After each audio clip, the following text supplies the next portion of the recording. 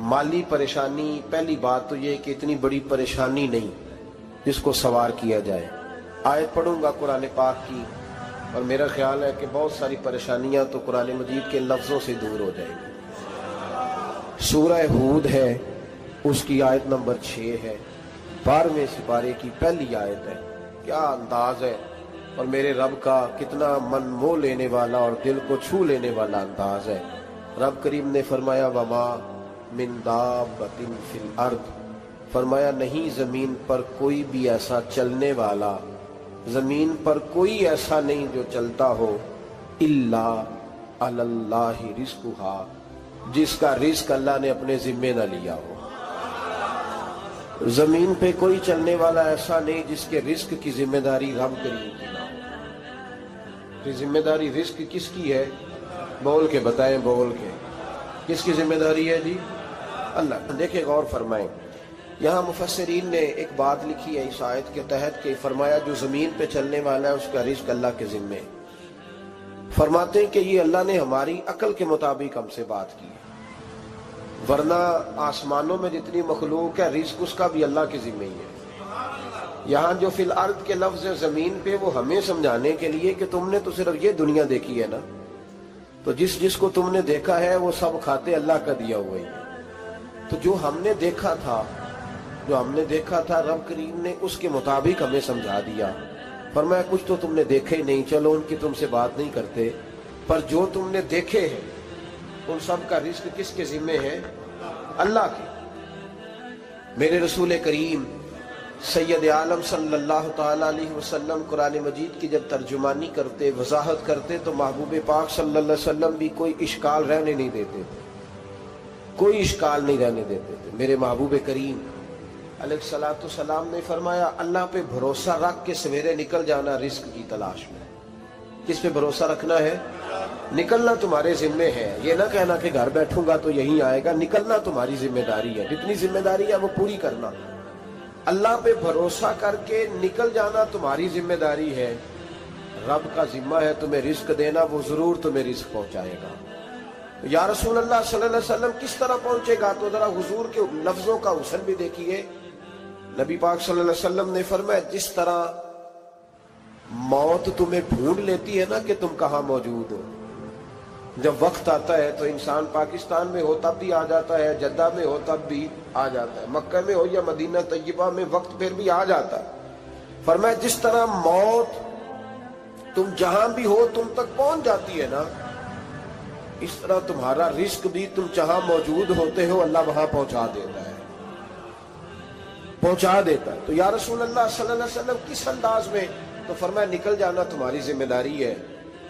फरमाया सवेरे परिंदे भी निकल जाते हैं और शाम को जब लौटते हैं तो अल्लाह उन्हें पेट भर के रोजी अता फरमाता है। हालांकि उनको नहीं पता होता हमारा कारखाना कहाँ है, हमने कहाँ जाके मजदूरी करनी है। उनको नहीं पता होता कि हमारा दफ्तर कहाँ है, हमने किस ऑफिस में बैठना है। उनको नहीं पता होता कि हमने कहाँ जाके माल खरीदना है और कहाँ से हमने फिर उसको दोबारा बेचना है। उन्हें खबर नहीं होती, अल्लाह पे भरोसा करके निकल जाते हैं। निकलना तो तेरे जिम्मे है कि नहीं? फरमाया वो तू ड्यूटी कर, शाम को अल्लाह जो रब परिंदों को रोजी देता है वो तुझे भी अता फरमाएगा। मैं कहता हूँ सोच कितनी कमजोर है उस आदमी की जो कहता है कैसे मिलेगा। कितनी कमजोर सोच है। जो रब बैल को रोजी देता है, बकरी को रोजी देता है, इस जमीन इस धरती पे अगर बसने वाला ऊंट भूखा नहीं सोता, चले ये तो पालतू जानवर होते हैं, इस धरती पर बसने वाली अगर बिल्ली और कुत्ता रोटी खा के सोते हैं तो तू तो अशरफुल मखलूकात है। तूने अपने ज़हन में क्या टेंशन पाल लिया है कि नहीं आएगा तो मर जाऊंगा, क्या बनेगा, किस तरह होगा? तू क्यों इतना परेशान हो गया? भाई माली परेशानी सबसे ज्यादा उस बंदे ने ओढ़ ली है जिसकी तवक्कुल की बात कमजोर हो गई है। तू सीधी तवज्जो अपने रब करीम की जानिब रख, सीधी तवज्जो अल्लाह की जानिब कर। रब फरमाते हैं जिम्मा तेरा नहीं, जिम्मा मेरा। लेकिन तनख्वाह एक आती है घर में, जब एक बच्चा होता है तो तब भी काम चलता है, जब अल्लाह 2 बच्चे दे दे फिर भी उस तनख्वाह से काम चलता है, जब 3 हो जाए फिर भी चलता है, जब 4 हो जाए। नहीं आप ना भी बोले तो बात तो सही है, बहरहाल काम फिर भी چلے اسی تنخواہ میں سے جب بندہ بڑے بیٹے کی شادی کر کے بہو بیاہ کے لے آئے تو پھر بھی کام چلتا ہے، اور جب اس بیٹے کو اللہ بچے عطا کر دے تو اسی گھر میں، اسی آنگن میں، اسی چھت کے نیچے کام چلتا ہے۔ تو پھر تو مان جانا کہ چلانے والا تو نہیں، چلانے والا کوئی اور ہے۔ پھر تو مان جا کہ چلانے والا کوئی، تو اس وقت جب تنخواہ تیری لگی تھی تو کہتا تھا ابا ابھی میری شادی نہ کر، میں بیوی کو کیسے کھلاؤں گا؟ تو وہی شخص ہے جس کی چھت کے نیچے پھر 1.5 درجن پوتے بھی پل رہے اور گزارا ان کا بھی ہو رہا ہے۔ تو رزق کا ذمہ کس کا ہے؟ اللہ کا ذمہ۔ اب ہمیں پتہ ہے پہلی بات تو پریشانی اس لیے اتار دینی چاہیے کہ ذمہ ہمارا ہے ہی نہیں۔ اب دوسری بات یہ کہ ذمہ داری کس کی ہے؟ اللہ حکیم بھی ہے اور علیم بھی ہے، حکیم بھی ہے اور جانتا بھی ہے، اور اسے پتا بھی ہے کہ دینا کس طرح ہے۔ اب ہم پتہ کیا کہتے ہیں؟ کہتے ہیں وہ جو بندہ پجاروں میں بیٹھا ہے وہاں اسے نہیں بیٹھنا چاہیے تھا، اور میرا حق تھا۔ تجھے زیادہ پتا ہے کہ اللہ کو؟ بول کے بتانا کس کو پتا زیادہ ہے؟ کیوں جی؟ تو آپ اصل ٹینشن پتہ کب لگتی ہے؟ جب بندے کہتے ہیں نہیں وہ پجاروں میری تھی، میرا حق تھا۔ وہ جب گزرتی ہے نا پاس سے مہران کے تو مہران والا ٹینشن بڑی لیتا ہے، حالانکہ اللہ کو زیادہ پتا ہے کہ وہ حق۔ ایک بات اپنے ذہن میں یاد رکھ لے، رٹ لے کہ جو میرے لیے بہتر تھا میرے رب نے مجھے دے دیا، اور بات ختم ہو گئی۔ بس وصل اچھا ہے نہ فراق اچھا ہے، یار جس حال میں رکھے وہی حال اچھا ہے۔ بس جو میرے حق میں بہتر تھا میرے رب نے مجھے، مسئلہ یہ ہے کہ تو اس پہ راضی ہونے کو تیار نہیں۔ حضرت علی کرم اللہ تعالی وجہ الکریم نے میرے نبی پاک کی ایک حدیث بیان کی ہے، اور جناب علی جب یہ حدیث بیان کیا کرتے تھے تو حضرت مجاہد فرماتے ہیں یوں لگتا تھا کہ جیسے حضرت علی ہمیں ہر پریشانی سے نکال رہے ہیں۔ مولا علی شیر خدا رضی اللہ تعالیٰ عنہ فرماتے ہیں کہ مجھے میرے نبی پاک صلی اللہ علیہ وسلم نے ایک طریقہ دیا تھا ٹینشن فری ہونے کا۔ آپ فرماتے ہیں مجھے تو بڑا راس آیا ہے، تم بھی اگر کر لو گے تو تمہیں بھی فائدہ دے گا۔ کہا وہ کیا؟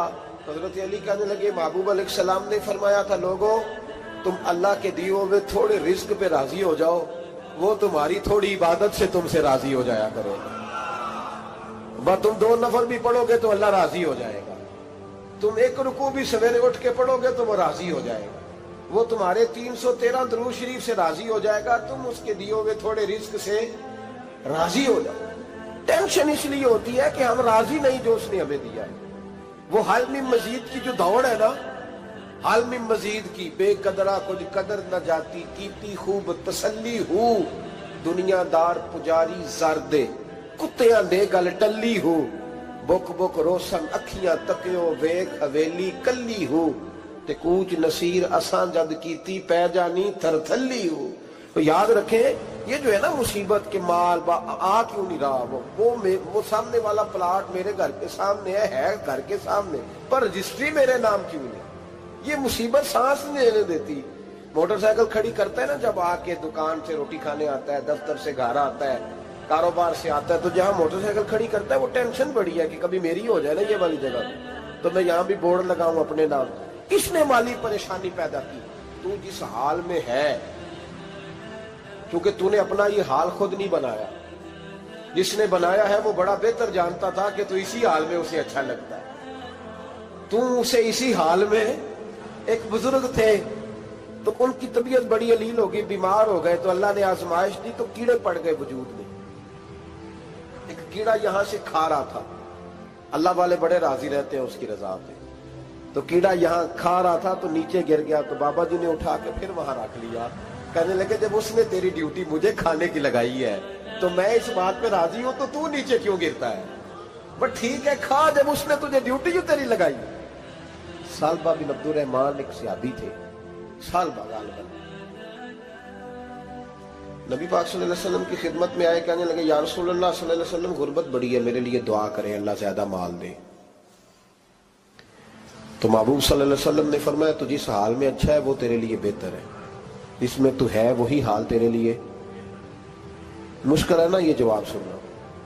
کہتے پیر صاحب فلاں جگہ سے تویز آیا، وہاں تو وارے نے آرے ہو گئے، تو آپ کے ہاں؟ تو میں کہتا ہوں یہ تویز دینے والا اگر تویز دے کے امیر بناتا ہے تو پہلے خود کیوں نہیں بنتا؟ یہ خود تو 150 کا تویز بیچ رہا ہے، اپنی بیچارے کی حالت یہ ہے۔ اگر اتنا ہی تویز اس کا چلتا ہوتا تو پہلے 5 جو پجارو اس کے دروازے پہ کھڑی ہو۔ عجیب چکر ہے اور عجیب جگہ لوگ الجھ گئے، سمجھتے ہی نہیں بات کو۔ یا رسول اللہ صلی اللہ علیہ وسلم دعا کر دے تو محبوب نے کیا فرمایا؟ فرمایا تو جس حال میں ہے نا وہ حال تیرے لیے بہتر ہے، اسی میں رہ۔ کہ نہیں حضور دعا کرے۔ فرمایا سال بعد تو باز آ جا۔ حضور دعا کرے۔ فرمایا تو باز آ جا۔ 2-3 دفعہ کا ضد کی، محبوب نے فرمایا جا پھر اللہ تجھے زیادہ پیسے دے گا۔ چند بکریاں خریدی، اتنی برکت ہوئی کہ بکریوں کے ریوڑ بن گئے۔ پھر کچھ بکریاں بیچ کے گائے خرید لی، ان کے بھی ریوڑ ہو گئے۔ پھر کچھ اونٹ اونٹنیاں لے لی، ریوڑ ہی ریوڑ۔ پہلے 5 وقت مسجد میں آتے تھے، اب فجر اور عشاء رہ گئی۔ پھر مال زیادہ ہوا تو مدینے شہر میں کوئی جگہ ہی نہیں، مدینے سے باہر حویلی خریدی، پھر جمعہ ہی رہ گیا۔ جمعے کے جمعے آتے، زکوٰۃ کا حکم آیا۔ میرے نبی کریم علیہ السلام نے حضرت ابو ہریرہ کو بھیجا، فرمایا جا اسے کہہ تیری زکوٰۃ بنتی ہے 2.5%۔ 10 کروڑ روپیہ ہو تو کتنی زکوٰۃ بنتی؟ بھئی 1 کروڑ کی 2.5 لاکھ ہوئی نا، تو 10 کروڑ کی کتنی ہوئی؟ تو بڑی مصیبت ہے جب بینک سے میسج آتا ہے نا کہ 25 لاکھ نکل گیا تیرے اکاؤنٹ سے، بہت بڑی مصیبت، بڑی ٹینشن ہوتی ہے۔ ایک صاحب میرے پاس آئے، ان کی زمین اچانک مہنگی ہو گئی، اچانک پہلے کچھ 15-16 لاکھ کی ایکڑ زمین تھی، پھر وہ کروڑ کی ہو گئی۔ تو میرے پاس آئے، کہنے لگے وہ 10 کروڑ روپے بنتے ہیں تو زکوٰۃ، تو میں نے کہا آپ نے کیا کیا؟ زری زمین پہ عشر آتا ہے، اس پہ زکوٰۃ نہیں آتی، تو آپ نے کیا کیا؟ کہنے لگے وہ کچھ سوسائٹی کے رول کے مطابق میں نے فائلیں وغیرہ لے لی ہیں، اب میں نا کبھی موقع آئے گا تو ان کو بیچوں گا۔ تو میں نے کہا اب تو آپ کا یہ مال ہو گیا بزنس کا، تو اب تو اس پہ زکوٰۃ آئے گی۔ 10 کروڑ پہ جب 25 لاکھ سنا تو کہنے لگے فوراً دینی پڑتی ہے کہ تھوڑی تھوڑی سے بھی کام چل جاتا ہے؟ تو میں ان کا چہرہ دیکھنے لگا، میں نے کہا نہیں وہ تو آپ کو پتہ ہے، ویسے حضرت عمر فرمایا کرتے تھے بانٹ کے نہ دو، کوشش کرو کسی ایک کو دو، چلو کسی کا تو کچھ بن جائے، تو ایک کو دینی چاہیے۔ کہنے لگے تو مطلب یہ ایسا ہی حکم ہے؟ میں نے کہا آپ کسی اور سے تحقیق کر لیں۔ اب یہ بھائی لیتے وقت نہیں تجھے ٹینشن ہوئی کہ 15 لاکھ کا کروڑ ہو گیا تو اس وقت ہی تو نے کہا کہ یا اللہ، تو یہ کیسی سوچ ہے مسلمان؟ کس طرح کا اس کا؟ ہمارے ہاں جب کسی آدمی پہ حالات خراب ہوتے ہیں نا تو سب سے پہلے وہ اس طرح کرتا ہے کہ جو میں کہیں اللہ کے رستے میں دیتا ہوں پہلے اسے بند کروں، جس رستے تجھے آ رہا تھا پہلے تو نے وہ رستہ بلاک کیا۔ حضرت اسماء بنت ابی بکر صدیق کہتی ہیں میں حضور کو مسجد کے لیے، ادارے کے لیے، صحابہ صفا کے لیے کچھ دے رہی تھی، تو میں نے گننا شروع کیا تو حضور مسکرانے لگے۔ حضور مسکراتے کیوں ہیں؟ تو فرمانے لگی، محبوب فرمانے لگے اسماء اللہ کے رستے میں گن گن کے نہ دیا کر، ورنہ وہ بھی تجھے گن گن کے دے گا، تو اس کے رستے میں بے حساب دے، وہ بھی تجھے بے حساب ہی عطا فرمائے۔ لیکن پہلے یہ والا پہلے دروازہ بند کرو، یہاں سے پیسے ختم ہو رہے ہیں، تو اس طرح کرنا بھائی۔ اس دفعہ سوٹ ذرا گرمیوں والے نہ خرید، لیکن جو تو اللہ کے رستے میں دے رہا ہے اسے دیتا رہے۔ لیکن ہم اپنا نقصان کرتے ہیں، زیادتی کرتے ہیں اپنے ساتھ۔ میں نے آپ کو پہلے بھی بتایا تھا پیار کی بولی ہے، پھر بولتا ہوں۔ ایک بڑے بڑے پیار والے دوست ہیں، ایک دفعہ مجھے کہنے لگے کہ آپ کئی دفعہ اعلان کرتے ہیں تو مجھے اچھا نہیں لگتا، اور آپ ادارہ بھی بہت زیادہ بننے والا ہے، بڑی چیزیں میں دیکھتا ہوں جو ہوں تو بڑا نظام اچھا ہو جائے، آپ دعا کریں اللہ مجھے پیسے دے تو میں بڑے سارے خرچ کروں گا اس کے رستے میں۔ تو میں نے کہا یا اللہ اسے 10 کروڑ دے، یہ 9.5 کروڑ تیرے رستے میں دے دے گا۔ تو چپ کر گیا، جس طرح آپ نہیں کر گئے سارے، چپ کر گیا وہ بھی۔ اس نے کہا جی نہیں جی انشاءاللہ کریں گے۔ تو میں کیا پلیا جی تے دعا پہ ہوں دیا، ابھی تو وہ آئیں گے تو تب دیکھی جائے گی، تو یہیں اڑ گیا ہے۔ یعنی 9.5 کروڑ اللہ کے رستے میں خرچ کرنے کی دعا پہ بھی آمین کوئی نہیں کہتا کہ چلو آمین ہی کہہ دے۔ تو میں کہا تینوں تے 50 لاکھ بچتا سی پیا، لیکن تو اس سودے پہ تیار ہے۔ جب یہ سوچ ہوتی ہے، یہ غلط سوچ ہے، یہ بات تو اگر تے مسکرانے والی، لیکن یہ سوچ صحیح نہیں۔ حضرت عثمان غنی رضی اللہ تعالیٰ عنہ کہتے ہیں جس وقت نبی پاک صلی اللہ علیہ وسلم نے اعلان کیا نا جنگ کے موقع پر کہ 800 سپاہیوں کا خرچہ چاہیے، کہتے ہیں میرے پاس 600 کا تھا۔ یہاں ایک روایت میں حضور نے 1000 کا اعلان کیا تو میرے پاس 800 کا تھا۔ جب 2-3 دفعہ نبی پاک نے اعلان کیا تو کہتے ہیں میں نے کھڑے ہو کے کہا یا رسول اللہ پورا 800 میری طرف سے۔ کہتے میں نے 200 سپاہی کا خرچہ ادھار اٹھایا لیکن پورے 2 مہینے نہیں گزرے تھے، رب کریم نے مجھے کئی گنا کر کے پیسے واپس عطا فرما دیے۔ اور بات تو یہ ہے کہ تیری وہاں لو لگی ہو، تو تجارت کرتا ہے ان لوگوں کے ساتھ جو کیا دے سکتے۔ تو سالبہ کے پاس حضور نے پیغام بھیجا، پہلے تو کہا تیرے لیے بہتر نہیں مال، جب اصرار کیا تو بڑی برکت ہو گئی، بڑا آیا تو فرمایا زکوٰۃ دے، 2.5% زکوٰۃ ہے۔ اب جب سوچا کہ 5 اونٹوں پہ ایک بکری جائے گی اور بڑا سارا مجھے دینا پڑے گا، اب جب غور کیا تو یہ تو نہ کہا کہ میں نہیں دیتا۔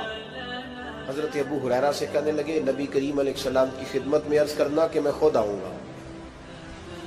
حضرت ابو ہریرہ نے آ کے عرض کی یا رسول اللہ صلی اللہ تعالی علیہ وسلم، حضور وہ کہتے تھے میں خود آؤں گا، تو کہتے ہیں محبوب نے ٹھنڈی سانس لی، فرمایا اسے کہا تھا کہ تیرے لیے مال بہتر نہیں، اب ہلاک ہو گیا ہے، ہائے افسوس ہلاک ہو گیا۔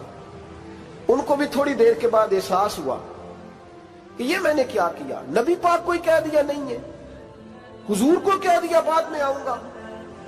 اب دوڑے آئے، عرض کی حضور میں سارا کچھ لے کے آئے ہوں، قبول کر لیں۔ محبوب نے فرمایا گویا بلال حبشی کی خشک کھجور بھی قبول ہے، اور صہیب رومی ایک اٹی بان کی لائے تو وہ بھی قبول ہے، اور عمار بن یاسر اور مصعب بن عمیر اگر 2 دینار دے جائیں اور کوئی پرانا جوڑا کسی سپاہی کے لیے چھوڑ جائے تو وہ بھی قبول ہے، لیکن تو اپنا لاکھوں لے کے چلا جا، تیرا کوئی نہیں قبول، معاف کر دیں۔ فرمایا جا معاف کیا، پر پیسے لے کے نہ آنا۔ اگلے سال پھر آئے، بندے ہوئے ہاتھ ہیں، محبوبہ میں دولت کا کیا کروں گا، آگ لگانی ہے، قبول کر لیں۔ فرمایا تو لے جا، تیرا نہیں قبول، گرا جو ان کی نگاہ سے وہ سنبھل نہیں سکتا۔ حضور نے وصال ظاہری کیا تو جناب صدیق اکبر کے پاس آئے، لاکھوں کا مال، ابو بکر قبول کر لو، تو جناب صدیق اکبر کہنے لگے اس کا کر لو جس کا نبی نے نہیں کیا، چل جا کوئی نہیں چاہیے۔ حضرت عمر کے زمانے میں قحط پڑ گیا، بارشیں نہیں ہوتی، غلہ نہیں ملتا، حالات خراب ہے، مالی طور پہ بحران آ گیا، غربتیں، مجبوریاں، تکلیفیں، آ کے روئے، عمر میرا قبول کر لو، مجھے معافی تو مل گئی تھی نا۔ فرمایا معافی اپنی جگہ پہ، پر جس کا مصطفیٰ نے قبول نہیں کیا۔ بہت سارے لوگوں کو پتہ ہی نہیں کہ ان کا قبول ہی نہیں ہوا، اور وہ الجھے ہوئے، انہیں خبر ہی نہیں کہ اصل بات کیا ہے۔ فرمایا جس کا مصطفیٰ کریم نے قبول نہیں کیا، اب ہیرے اور جواہرات بھی لے کے آئے تو بھوکے مریں گے، پر اس کا قبول، اس بات پہ راضی رہو اس حال میں اللہ نے رکھا ہوا، اس حال میں راضی رہو۔ جو مصیبت ہے نا دیکھنی کہ وہ بھی میرے پاس، تمہیں کیا پتا، کبھی پوچھ تو صحیح اس سے وہ کس مصیبت کا شکار ہے، جو مالی طور پہ بڑا امیر ہے، تو اس کی طرف دیکھ کے اپنا دل برا کرتا ہے۔ بس جس حال میں رب نے رکھا ہے اس حال میں رہ۔ حضرت عثمان غنی کے زمانے میں تو وہ وصال کر گئے، لیکن بھائی تو جس حال میں تیرا رب تجھے رکھتا ہے اس حال میں رہ، تیری مالی پریشانیاں ختم ہو جائیں۔ میں نے پہلے بھی شاید آپ کو ایک دفعہ کہا تھا، میں تعلیم سے فارغ ہوا تو میرے ایک استاد اور میرے کچھ دوست کہنے لگے افریقہ آ جائیں آپ، وہاں ایک بہت بڑا ادارہ ہے، اس کو چلائیں، اس کو سنبھالیں۔ میری والدہ سے میں نے کہا، اس طبیعت ہوتی ہے نا انسان کی، میرا بھی دل لگ گیا۔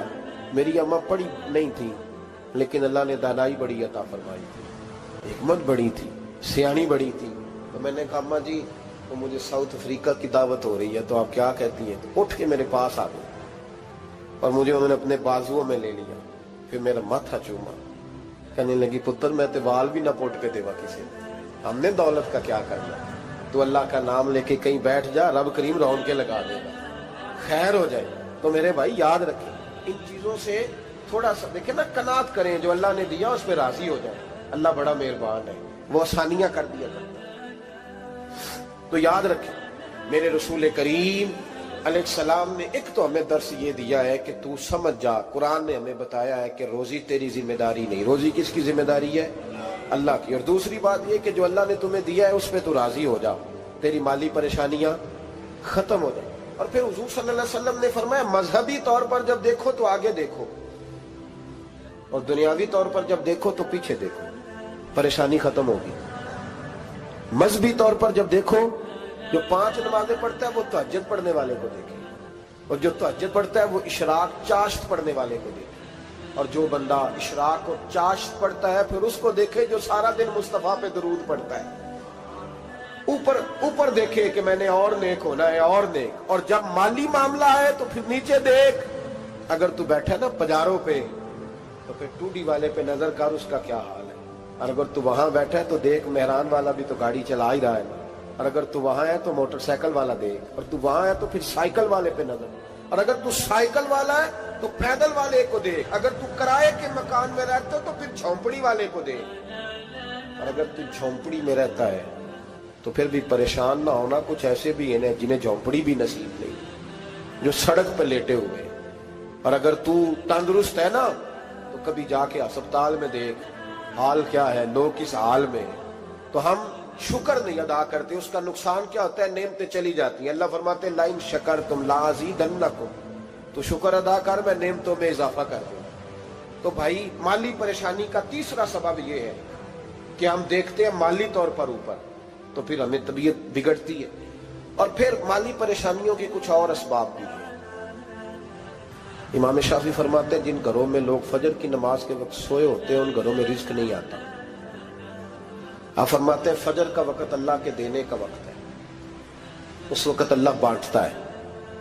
हुजूर सल्लल्लाहु अलैहि वसल्लम का फरमान है ना हदीस में कि तहज्जुद के वक्त अल्लाह पहले आसमान पे नुज़ूल इजलाल फरमाता है जो उसकी शान के लायक है तहज्जुद के वक्त, और वो कहता है मांगो मैं तुम्हें अता करूंगा। लेने की बारी आए तो बंदा समेट समाट के अंदर घुस जाए। हमारे यहाँ ये होता है कि शाह के बाद बच्चे बैठते हैं मोबाइल लेके, तहज्जुद का वक्त आता है तो उनकी आंखें बंद होनी शुरू होती, तो लेने के वक्त तो तू सोया था, तेरा मसला कैसे हल होगा भाई। जब कोई आदमी खैरात बांट रहा हो तो जो प्याला पीछे कर ले उसे मिलेगा। कहते उस वक्त आना जब मैं बांट रहा था, अब तो किधर आ गया है। मिसाल दे रहा हूं, तो फजर का वक्त मांगने का है, तो सारी रात तो गुजर गई गेमें खेलते टीवी देखते, और जो लेने का वक्त था तू सो गया, तो कैसे आएगा तेरे पास। तो उठे सवेरे बंदों से मांग के देख लिया, बड़ी इज्जतें खराब हुई। फजर का वक्त उठ के झोली फैलाए। मेरे रसूल पाक अलैहिस्सलाम फरमाते हैं, रब फरमाते हैं जब बंदे मेरे आगे झोली फैलाते हैं मुझे शर्म आती है